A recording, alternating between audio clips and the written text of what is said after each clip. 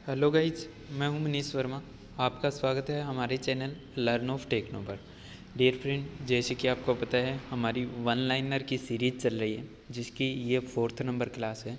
3 क्लासें वो इससे पहले की हो चुकी हैं। अगर आपने पहले की क्लासें नहीं देखी है तो चैनल पर आपको वन लाइनर MCQ नाम से एक प्रॉपर प्लेलिस्ट मिल जाएगी, तो वहाँ से आप पहले की वीडियो वो देख सकते हैं। डियर फ्रेंड, हमारा चैनल बेशक नया है, लेकिन आपको इस चैनल पर बेहतर से बेहतर कंटेंट मिलने वाले हैं। तो चैनल को अगर आपने अभी तक सब्सक्राइब नहीं किया है तो सब्सक्राइब कर लीजिएगा, ठीक है डियर फ्रेंड। और ये हमारे टेलीग्राम पर ग्रुप है, इंस्टा पे ग्रुप है। इसके अलावा आप हमारे साथ व्हाट्सएप पर भी जुड़ सकते हैं, अपने डाउट वो क्लियर कर सकते हैं। इसके अलावा कोई भी वैकेंसी निकल कर आती है, ठीक है, कोई भी बड़ी वैकेंसी हो, कोई छोटी वैकेंसी हो, टेक्निकल रिलेटेड जो भी वैकेंसी आएगी वो सारी आपको हमारे चैनल पर मिल जाएगी, ठीक है डियर फ्रेंड। और शुरू से लेकर एंड तक जितनी भी क्लासेज रहेगी सभी हमारे यूट्यूब चैनल पर रहेगी। कोई भी हमारा एप्लीकेशन वगैरह नहीं आने वाला है इन फ्यूचर, ठीक है। और आगे से आगे आपको बेहतर से बेहतरीन कंटेंट मैं आपको प्रोवाइड करवाने वाला हूँ, ठीक है। तो चलिए क्लास को शुरू करते हैं। तो आज का हमारा जो नेक्स्ट क्वेश्चन है वो है, यदि एक ड्रिल जॉब पर रफ होल बनाता है तो इसका कारण फीड की दर बहुत अधिक होना है, ठीक है। जैसे कि पीछे की एक क्लास में मैंने आपको क्लियर किया था कि जब हम ड्रिलिंग करते हैं तो वहाँ पर हमारे एंगल भी डिपेंड करते हैं, ठीक है। कि एंगल अगर हमारे सही नहीं है तो हमारे होल सही नहीं बन पाएंगे, फीड की दर सही नहीं है तो सही नहीं बन पाएंगे, कटिंग स्पीड सही नहीं है तो भी हमारे क्या ड्रिल होल में प्रॉब्लम आती है। तो सेम उसी प्रकार अगर हमें रफ़ होल बनाना है तो हम क्या करेंगे, फीड की दर को अधिक रखेंगे। अगर हमें होल की फिनिशिंग चाहिए, फिनिश होल अगर हमें ड्रिल के द्वारा बनाना है तो वहाँ पर हम डियर फ्रेंड है वो फीड की दर है वो कम रखेंगे और कटिंग स्पीड है उसको ज़्यादा रखते हैं, ठीक है। अगर फीड की दर अगर हम ज़्यादा रखेंगे तो हमारा होल है वो रफ़ बनेगा, फिनिशिंग हमारे होल में नहीं आएगी, ठीक है। नेक्स्ट है 5 मिलीमीटर थिकनेस की माइल्ड स्टील की प्लेटों को वेल्ड करने के लिए 13 साइज़ का नोजल है वो उपयुक्त होता है, ठीक है। ये नोजल की कौन सी बात कर रही है, ठीक है डियर फ्रेंड। तो ये नोजल की बात कर रही है जिसमें हम क्या है गैस वेल्डिंग वगैरह करते हैं तो वहाँ पर नोजल यूज की जाती है, ठीक है।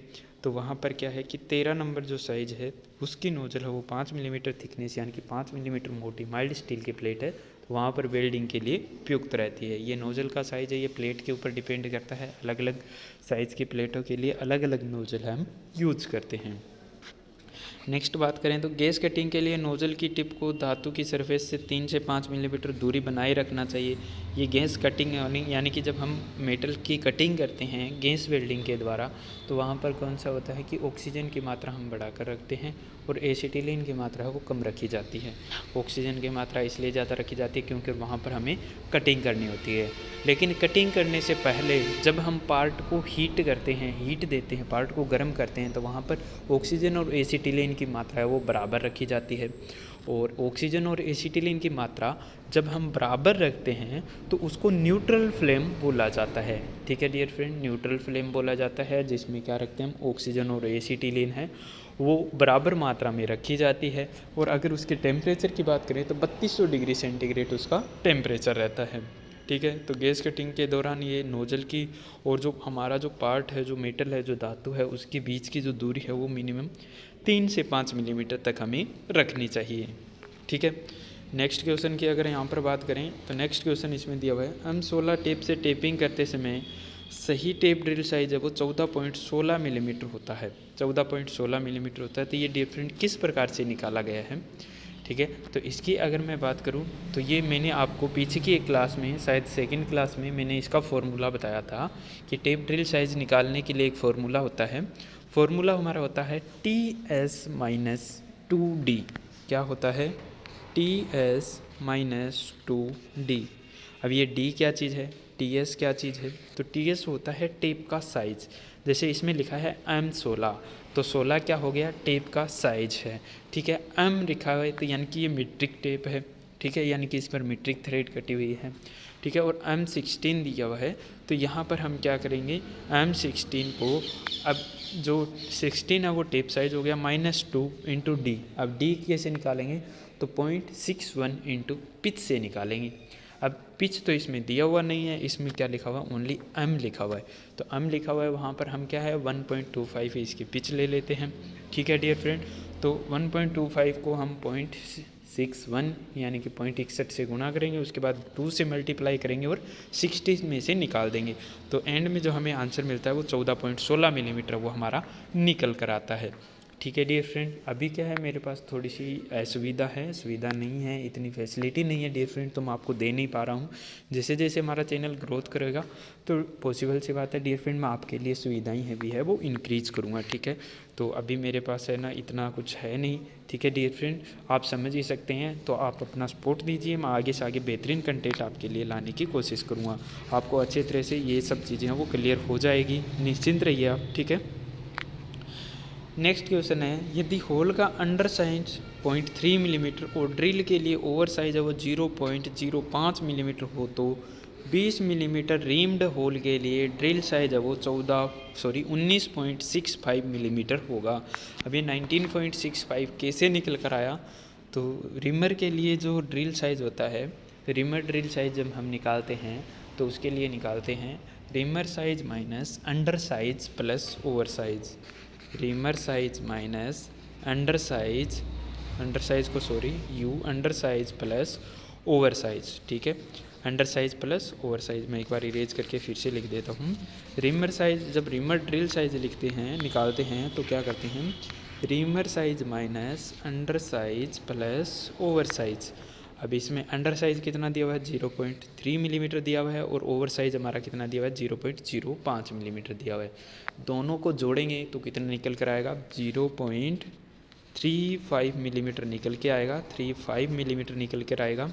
ठीक है डियर फ्रेंड, और इसको क्या कर देंगे 20 मिलीमीटर जो क्या है इसमें रीमर साइज हमें दिया हुआ है, तो 20 में से 0.35 को हम निकालेंगे तो हमारा क्या निकल कर आएगा 19.65 मिलीमीटर है वो ड्रिल का साइज निकल कर आएगा।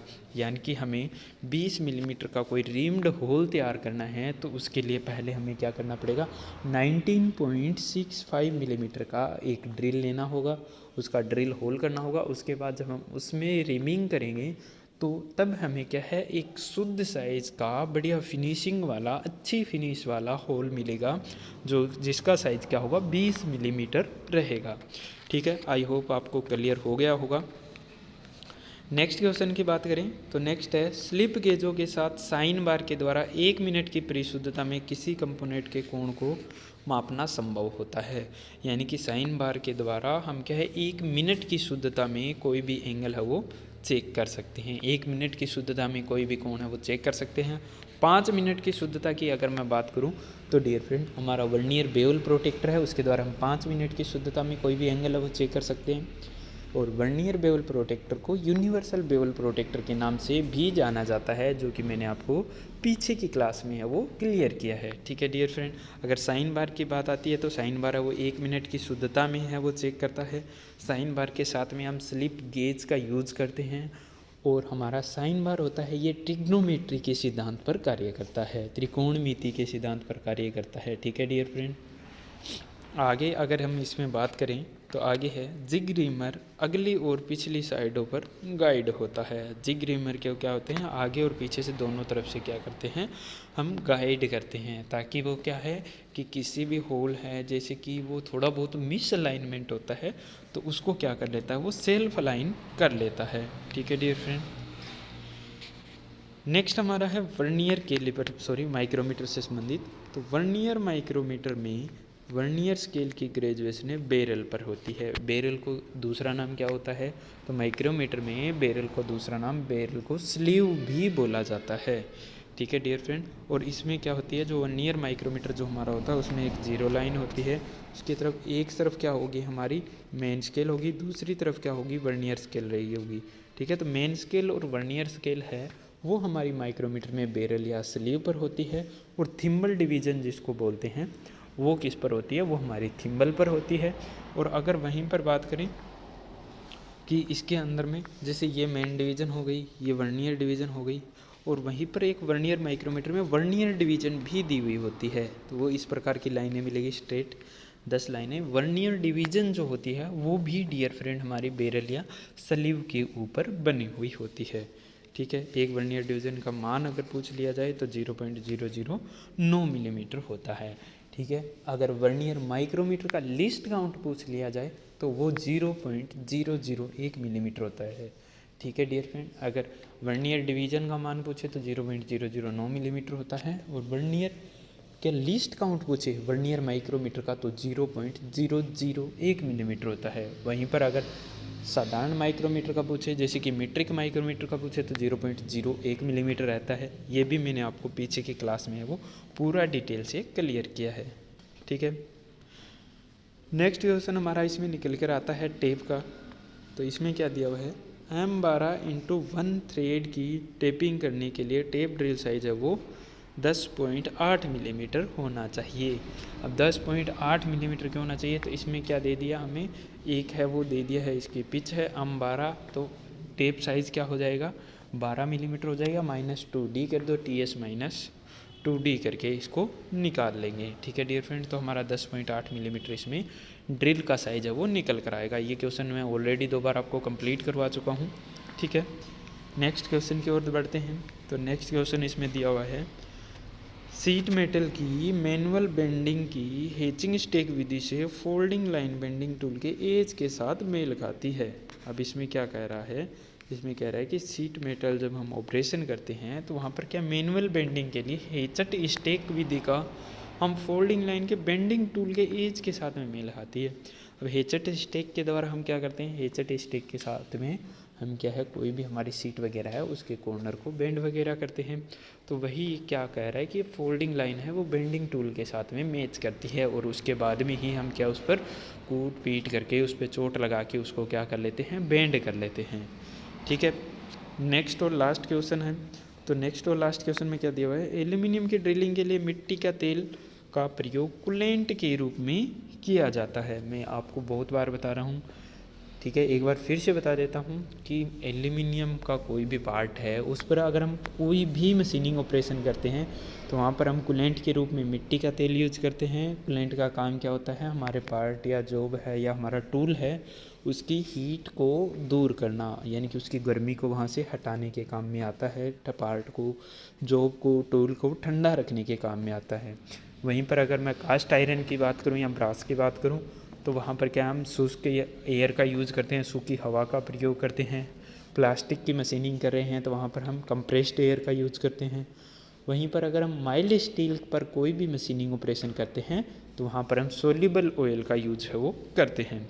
ठीक है डियर फ्रेंड, तो आपको क्लियर रहे कि एल्यूमिनियम के लिए हम कोई भी ऑपरेशन करेंगे, मशीनिंग करेंगे तो वहाँ पर मिट्टी का तेल कूलेंट के रूप में यूज़ करेंगे।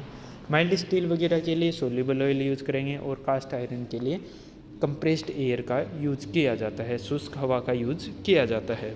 ठीक है, आज की वीडियो में बस इतना ही। वीडियो को एंड तक वॉच करने के लिए धन्यवाद। ठीक है डियर फ्रेंड, आपने चैनल को सब्सक्राइब नहीं किया तो सब्सक्राइब कर लीजिए, सपोर्ट कीजिए। आपके लिए मैं बेहतरीन कंटेंट वो लेकर आने की कोशिश करूँगा। Wish you all the best. जय हिंद, जय भारत।